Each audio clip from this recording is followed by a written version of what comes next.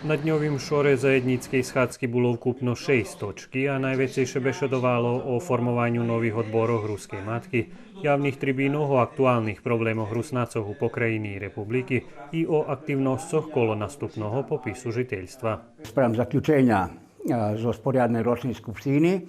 Dneska sme okončili, priniesli odluku o tým, že by sme formovali i odbor za nauku i tiež tak i vybrali mandatára, budúceho predsedujúceho toho odbora, to profesor doktor Michailo Fejsa. Za druhý odbory, ktorý máme, druhý mesní odbory, horočký, regionálny nám nedali predkladania, to obnovíme. Toto by mohli, že by dali. Tiež tak sme mali okremnú točku o prištovaniu za predstavujúci popis žiteľov u našej državy.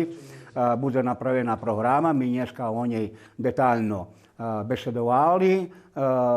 Toto programu tiež zaprovadzíme, ale na spôsob tak, že nám toti odbory, ktorí budú novo formovaní, rúša do správu, že by to vošlo do nacionálnej strategii.